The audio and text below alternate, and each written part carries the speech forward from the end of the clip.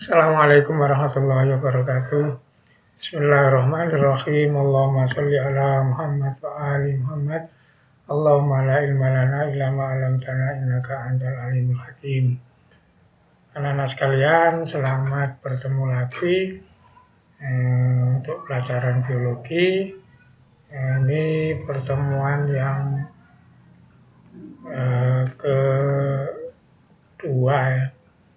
Di pertemuan yang pertama dulu sudah dengan 2 video tentang pertumbuhan. Kemudian sekarang masih tetap pertumbuhan lanjutan yang dulu. Jika kita yang terakhir itu kita sudah bicarakan tentang hormon-hormon pertumbuhan. Kemudian faktor eksternal dulu itu menunggu hasil percobaan.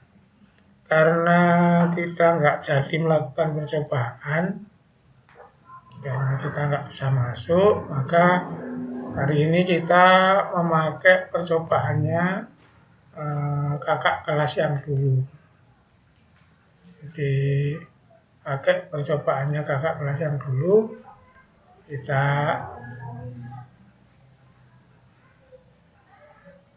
pakai ya.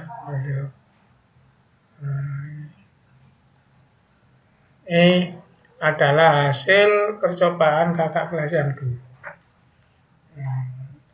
Faktor yang diteliti itu adalah cahaya dan air. Ini sekedar contoh saja. Nanti ada contoh yang lain. Nah ini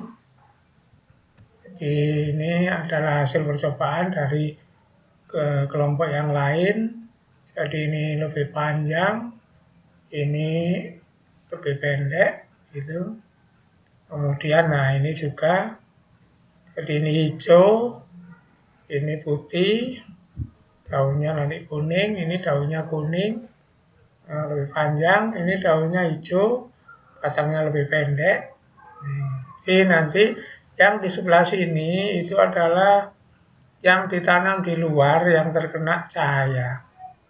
Kemudian yang di sini yang ditanam yang tidak terkena cahaya. Kemudian diukur masing-masing ini panjangnya berapa, terus dimasukkan ke tabel, dihitung, dicari rata-ratanya dan lain sebagainya. Kita lihat, nah ini adalah kena cahaya. Kalau saya tampilkan berdampingan ini pasti satu kelompok. Jadi ini dengan ini satu kelompok. Jadi ini yang kena cahaya, ini tidak kena cahaya. Ini kena cahaya, ini tidak kena cahaya. Jadi nyata sekali yang nggak kena cahaya batangnya putih, nggak berdiri, nggak tegak, lemes, tapi panjang. Daunnya kuning-kuning seperti ini, ya. Nah ini lebih jelas lagi. Nah ini nanti ini informasi bukan cahaya saja, nanti ini informasi air juga. Maka ada tulisan di sini ya. Apa tulisannya? Tulisannya itu tidak direndam terang. Direndam terang, tidak direndam gelap, direndam gelap. Jadi percobaan ini 2 faktor yang diteliti. Masalah air. Apa maksudnya tidak direndam? Jadi bijinya tidak direndam dulu, langsung ditanam di sini, tanah dibasahi. Ya. Apa maksudnya direndam? Berarti bijinya direndam 2 jam, 3 jam di air, baru ditanam. Nah ini hasilnya. Jadi nyata sekali, yang ini adalah yang terang semua kena cahaya, ini yang nggak kena cahaya. Jadi kalau kita bandingkan ini dengan ini misalnya, sama-sama tidak direndam, tapi yang ini kena cahaya, ini tidak. Jadi yang kena cahaya hijau, yang nggak kena cahaya kuning. Ini nanti pendek, ini panjang, ya. Nanti ini pengukurannya kita lihat di tabel, nah gitu ya. Nah ini contoh juga. Ini yang kena cahaya, ini bukan kedelai kalau ini ya, bukan kacang hijau ini. Jenisnya kacang lain ini. Nah ini Ini yang kena cahaya, ini yang tidak. Sekali lagi bedanya, yang kena cahaya daunnya hijau, lebar-lebar, tapi batangnya pendek. Yang enggak kena cahaya daunnya sempit, daunnya menguning, tapi batangnya panjang-panjang begini. Nah, ini juga. Nah, kalau ini, kenapa saya tulis air? Dia nggak neliti cahaya. Nah, ini hijau berarti sama-sama kena cahaya. Jadi yang diteliti dia nggak teliti cahaya, tapi teliti air. Apa maksudnya? Yang ini direndam, yang ini tidak. Jadi ini sebelumnya direndam bijinya, ini tidak. Hasilnya seperti ini panjang, ini pendek, ini yang tumbuh cuma sedikit per potnya, dua, ini nggak tumbuh, nah ini hampir setiap pot tumbuh. Nah begitu ya. Nah dari sekian-sekian itu saya ambilkan data ini ya. Data dari beberapa kelompok tadi itu dibuat di tabel begini, namanya data perlakuan. Diperlakukan, direndam, ditaruh di tempat gelap. Ini hasilnya. Diperlakukan, tidak direndam, ditaruh di tempat gelap. Ini hasilnya. Nah, terus demikian ini namanya tabel data. Nah, tabel data ini bisa dipakai membuat kesimpulan kalau kita olah. Contoh misalnya, mengolah data itu pakai statistik. Misalnya begini, dari kecambak ini carilah yang paling tinggi, paling panjang. Kita cari angka-angka itu ya. Ketemu. Set ini 23 cm. Siapa itu? Ternyata jatuh pada tanaman yang bijinya direndam dan ditaruh di tempat yang gelap. Kemudian kita cari apis yang tertinggi, yang terpendek. Kita cari yang terpendek. Ketemu ini ya, 7. Nggak ada di bawah. Apa itu? Tidak direndam di tempat terang. Nah, kita sudah bisa bandingkan ya. Tertinggi 23 direndam gelap. Kemudian terendah 7 cm tidak direndam terang. Dari sini aja sudah bisa buat kesimpulan apa pengaruhnya gelap, pengaruhnya terang. Yang gelap 23, yang terang 7. Artinya lebih panjang yang gelap. Padahal ini umurnya sama. Berarti kecepatan tumbuh itu lebih cepat di gelap daripada di terang. Buktinya gelap 23, terang 7 pada hari yang sama. Kemudian apa pengaruhnya air? Direndam 23. Tidak direndam 7. Berarti lebih cepat yang direndam daripada yang tidak direndam. Apakah cuma satu ini bisa dipakai mengambil kesimpulan? Coba kita lihat ya. Coba kita lihat. Di yang lain bisa. Misalnya, apa? Contoh ini. Tidak direndam, gelap. Banding ini, rendam, gelap. Kan ini sama-sama gelapnya. Tapi ini direndam, ini tidak. Berarti faktor perendaman. Nah, coba 22 banding 21, 23, 17, terus demikian. Oh ini Pak tinggian ini. Kalau ini di total, di jumlah, ini di jumlah, masih tetap tinggian yang direndam daripada yang tidak direndam. Begitu. Jadi, membuat kesimpulan itu harus dari berbagai macam dan berkali-kali. Contoh berikutnya, data ini tidak direndam gelap. Tidak direndam gelap. Yang ini tidak direndam terang. Berarti sekarang beda antara gelap dengan terang. Berarti sama-sama tidak direndamnya kan. Yang gelap 21, yang terang 7, yang gelap 17, demikian seterusnya. Nah, angka-angkanya. Nah, lebih hebat yang gelap. Jadi angka-angka ini bisa dipakai kalau percobaannya sudah benar, kesimpulannya selalu saja nanti dari manapun, mau dari rata-rata, mau dari yang mau diambil banding satu-satu, tetap kesimpulannya akan benar. Coba yang lain misalnya, rendam terang, rendam terang. Kita bandingkan dengan mana? Rendam gelap. Berarti rendamnya sama kan? Nah, terus gelap dan terang. No, 22, 11. 23, 13. 13 sama. 18, 10. Nah, tetap aja yang gelap lebih bagus dari yang terang. Jadi ini mau dipakai dari manapun juga kesimpulan akan sama nanti. Apa data sementara? Kalau direndam cepat. Kalau tidak direndam lambat. Kalau gelap cepat. Kalau terang lambat. Itu data sementara. Kalau ditanya, kalau gitu apa pengaruhnya cahaya? Nah, harus bisa ya membuat kalimat.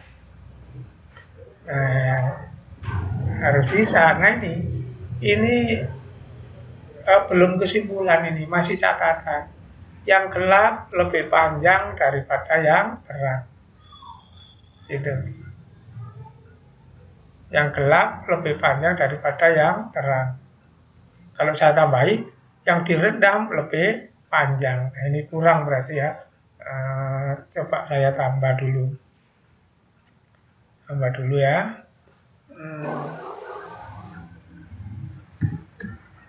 Rendam. Rendam.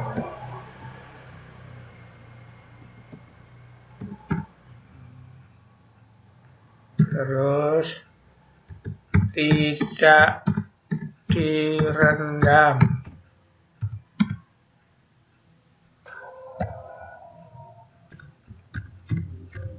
Pendek. Nah, ini sudah lengkap, sudah oke. Nah, jadi kesimpulan sementara yang gelap panjang, yang terang pendek, yang rendam panjang, yang tidak direndam pendek.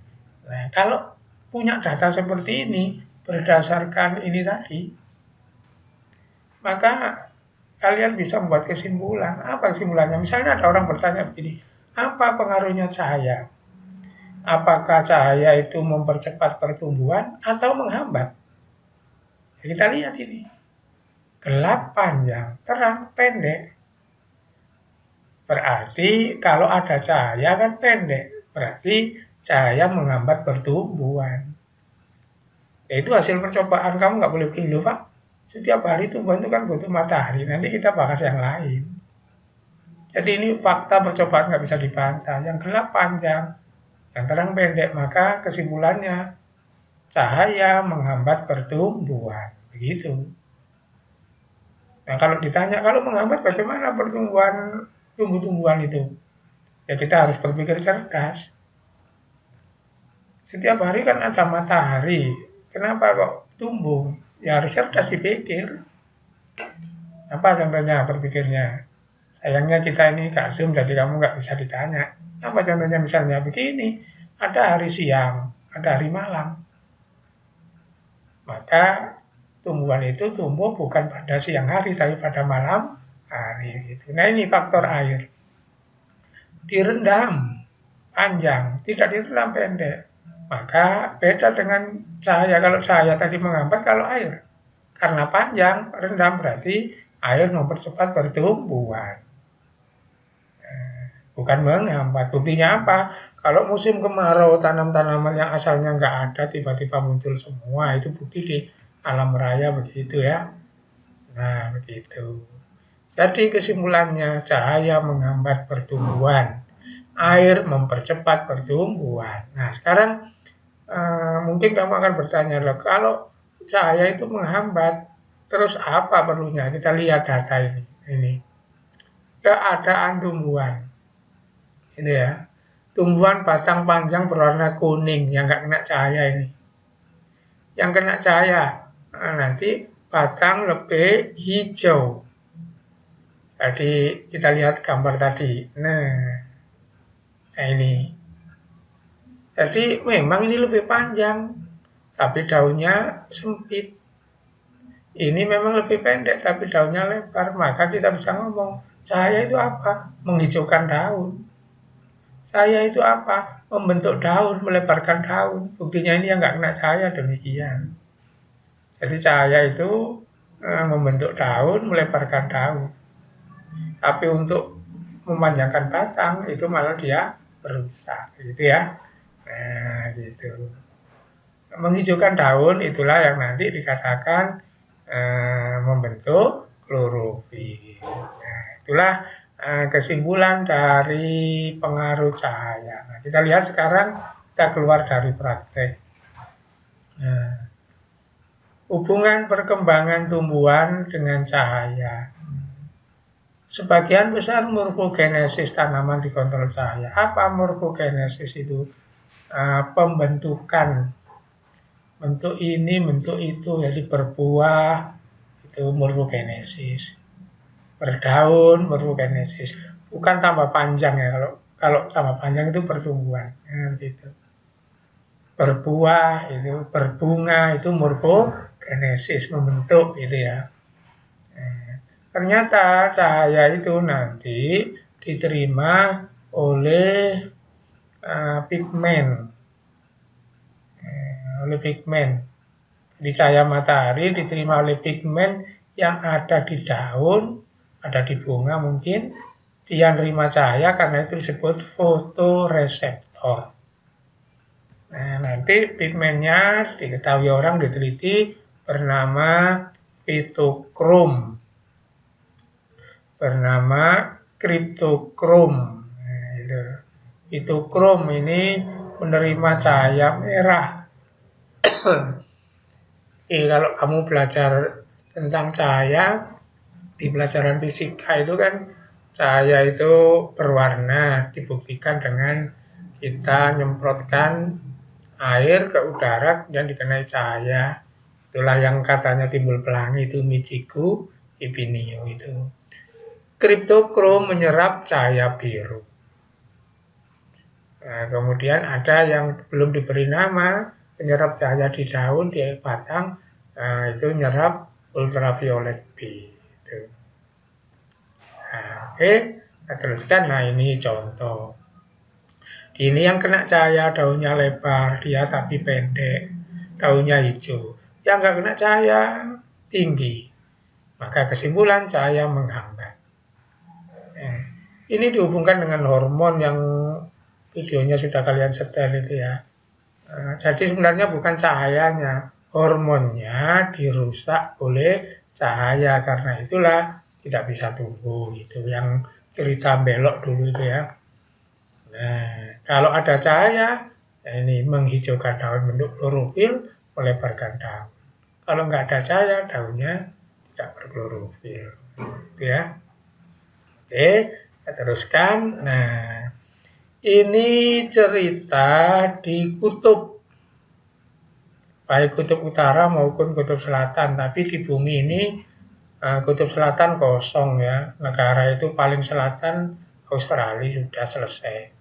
Tapi kalau di dekat kutub utara negaranya banyak.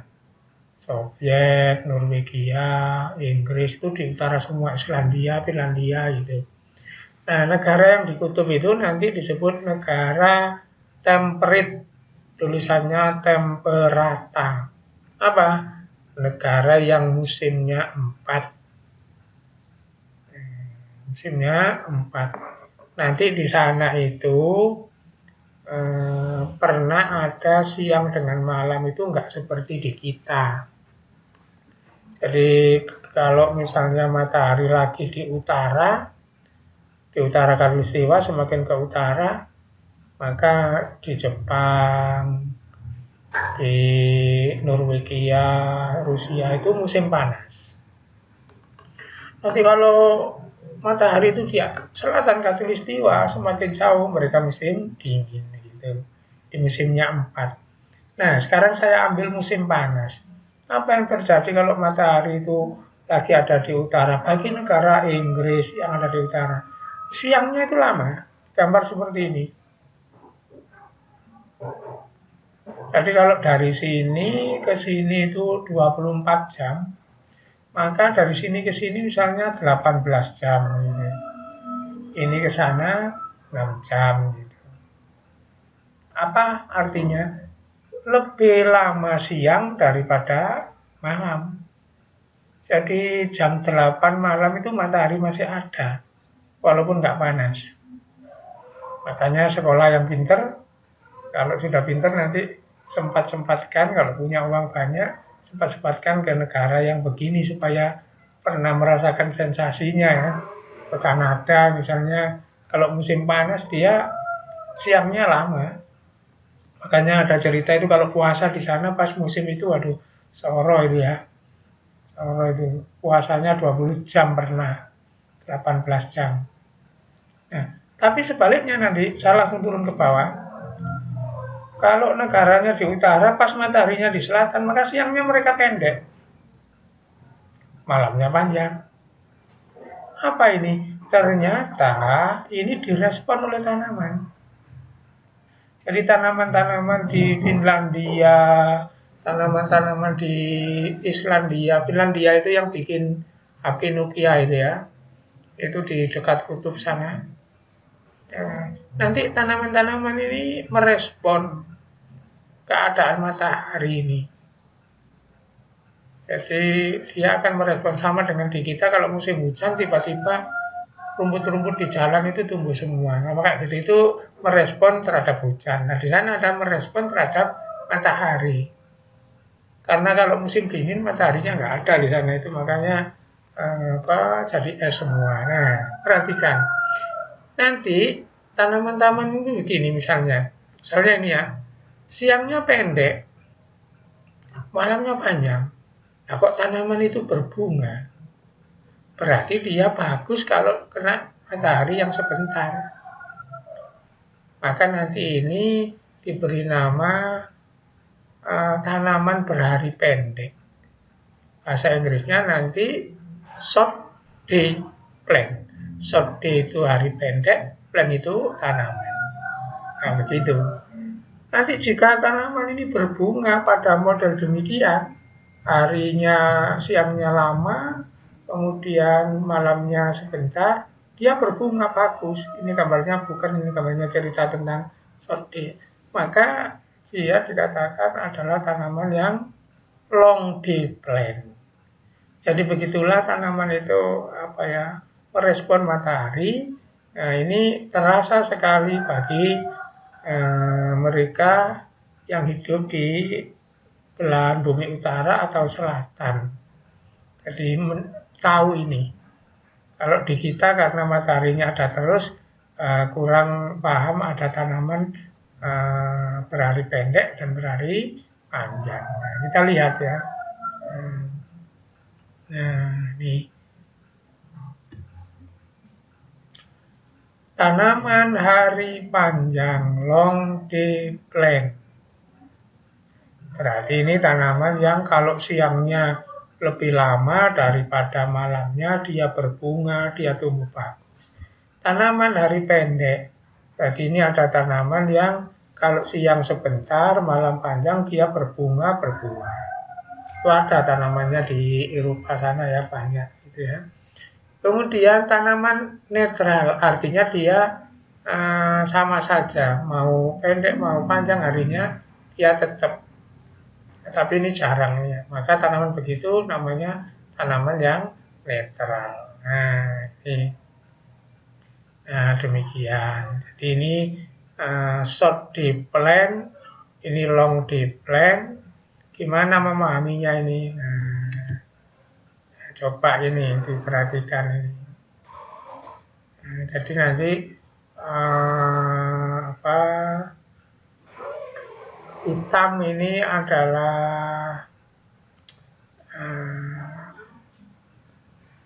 hitam ini adalah siang misalnya, kalau putih ini misalnya malam, saya balik memang. Nah ini short di blade. Kenapa ini pendek? Karena dia pada masuk ke wilayah yang siangnya lebih panjang, malamnya pendek, maka dia nggak bagus. Ingat ya, ini pengantarnya memahami gambar. Ini hitam ini diumpamakan siangnya, putih ini diumpamakan malamnya. Ini malamnya pendek, siangnya panjang. Maka tanaman ini disebut long day. Dia bagus, tinggi, kalau malah siangnya panjang, malamnya pendek. Nah ini, dia demikian kerdil karena nggak cocok dengan kondisi yang ini siang, ini malam. Gitu ya, cara membacanya. Oke, nah, inilah kesimpulan-kesimpulan pengaruh cahaya terhadap pertumbuhan itu. Satu, menghambat pertumbuhan. Yang kedua, merangsang pembungaan. Penjelasannya, mengapa cahaya itu terhambat pertumbuhannya? Karena auksin dirusak oleh cahaya. Kemudian merangsang pembungaan. Jadi kalau kena cahaya berbunga, memperlebar daun, membentuk klorofil, daunnya menjadi hijau tadi. Nah, gitu. Itu tentang pengaruh cahaya. Nah, kemudian ada istilah fotoperiodisme. Foto itu artinya cahaya, periodis itu panjang pendeknya. Tapi dibuat pengertian seperti ini. Tanggapan tumbuhan terhadap panjangnya cahaya, gitu ya. Di lamanya cahaya itu nanti akan menentukan pembungaan. Makanya buah di kita itu banyak keluar itu musim kemarau, bukan musim hujan.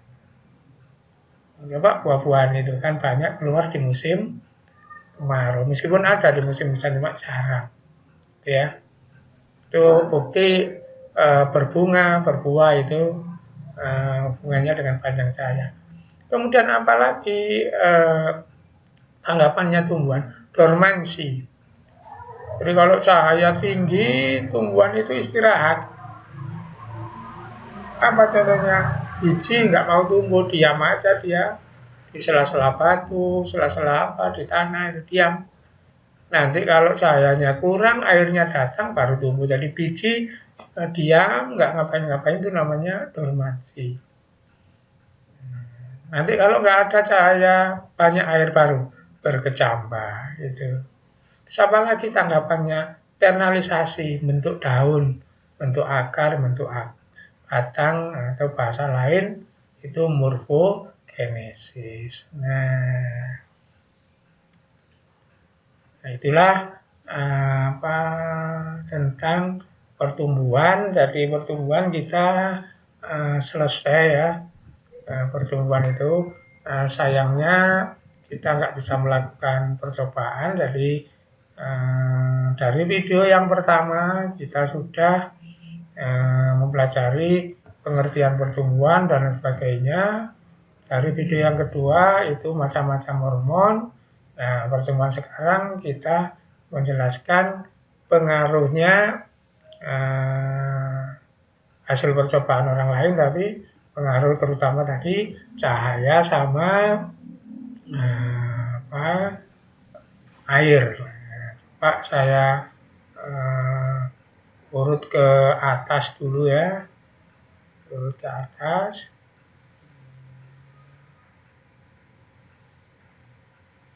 Saya nggak lupa, nah ini ya. Nah, jadi kita sudah membicarakan hormon. Pada video yang kedua, gen ini nanti dibicarakan di bab ketiga mungkin ya. Cahaya tadi sudah kita bahas, mengambil hasil percobaan, kemudian air sudah, nah yang belum suhu. Nah suhu ini nggak usah nunggu percobaan, nah kita lihat. Jadi misalnya begini, di padang pasir, padang pasir. Nah, itu kita bisa ngomong cahaya, ngomong suhu, ngomong air. Ya. Kemudian saya ganti tempatnya. Di Indonesia juga cahaya, suhu, air. Kemudian di kutub tetap ngomong cahaya, suhu, air. Gitu ya. Contoh, di kutub, bagaimana cahaya? Bisa kadang-kadang lebih, bisa kadang-kadang minus. Bagaimana di tropis di Indonesia sepanjang tahun cukup. Bagaimana di subtropis yang di gurun-gurun sepanjang tahun cukup. Gitu. Berikutnya, suhu. Bagaimana di kutub? Bisa sedang, bisa rendah, bisa tinggi, lihat musimnya. Kalau musim panas di kutub bisa sampai 50 ya. Jangan dikira di kutub itu dekat kutub sana dingin terus. Kalau pas matahari ke sana panas. Di Jepang itu pernah di atas 40, kita nggak pernah. Ya. Cuma di sana berubah-ubah. Kalau musim dingin suhu bisa 0. Bagaimana di subtropis yang banyak gurunnya? Suhu tinggi terus sepanjang tahun. Bagaimana di Indonesia yang tropis tidak terlalu tinggi, tidak terlalu rendah. Nah, gitu. Terus kita pindah ke air. Air.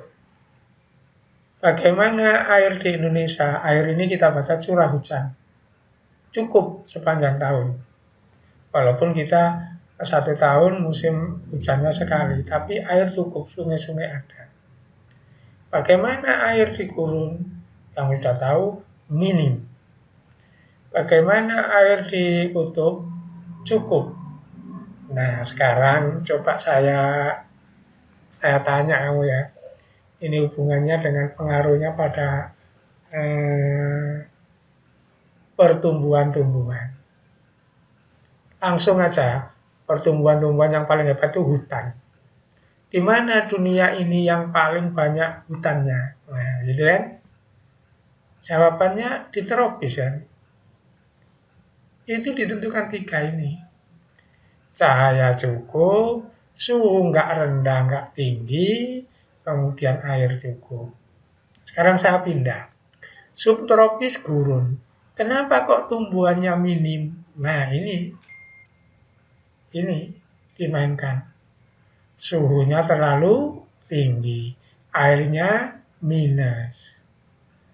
Nah, maka tumbuhannya minim. Bagaimana tumbuhan di kutub?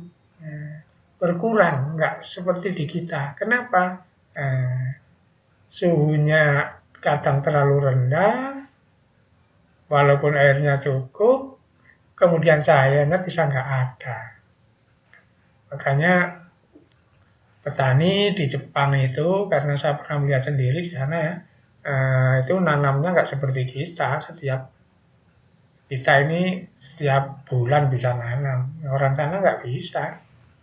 Air ada, suhu oke lah, nggak jadi masalah. Misalnya pas mataharinya jauh, ya nggak bisa tanaman hidup. Itu. Karena daunnya tadi kan nggak bisa menghijau, gitu ya. Karena cahayanya tidak ada, gitu. Nah ini, coba anak-anak perhatikan ya.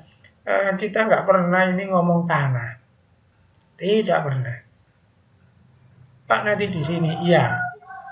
Nutrien ini memang tanah. Tapi kalah dengan ini. Apa buktinya? Coba kita lihat itu orang nanam di hidroponik itu.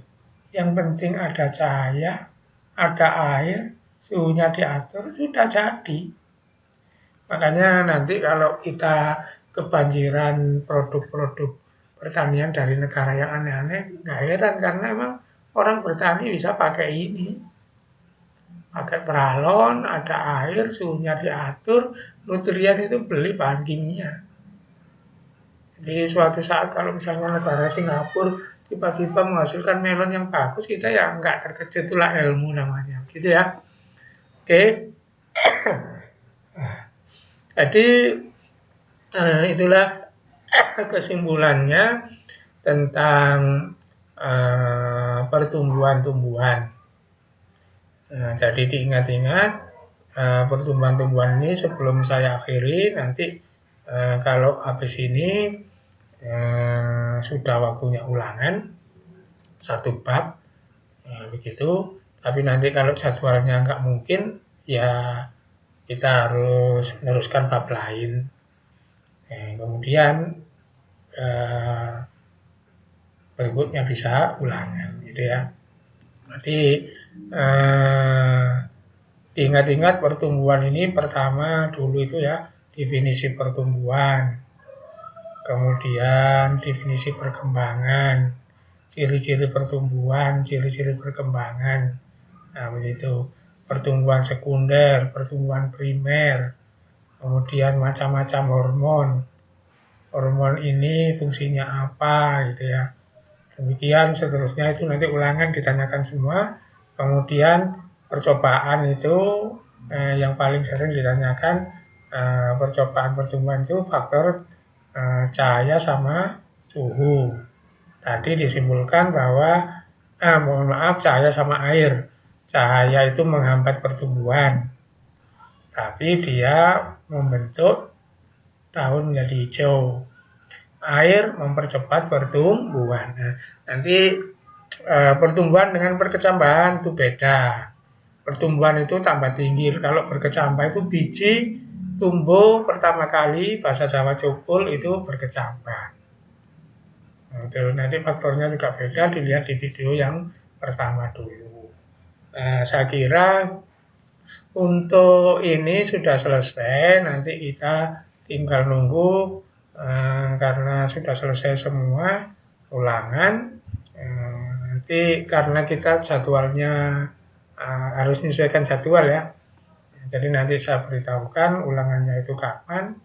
Nah, itu tadi semua kegiatan kita agak kurang sinkron ini karena adanya COVID ini ya. Itu saya kira cukup ini untuk bab pertumbuhan. Jadi nanti saya akan kirimkan modulnya supaya kalian bisa mempelajari modul tentang pertumbuhan ini. Jadi walaupun kalian sudah terima buku, tetap saya kasih modul ini seperti biasa diunduh di Google Classroom begitu. Saya kira cukup untuk bab pertumbuhan ini. Nanti kita ketemu di bab berikutnya atau di ulangan. Bab berikutnya nanti adalah metabolisme. Tapi sebelum itu biasanya ulangan pertumbuhan. Mudah-mudahan kalian bisa mengikuti. Nanti kalau ulangan dibaca modul yang saya kirimkan. Gitu. Ulangannya tetap nanti dibuka di Google Classroom. Demikian saya akhiri. Assalamualaikum warahmatullahi wabarakatuh.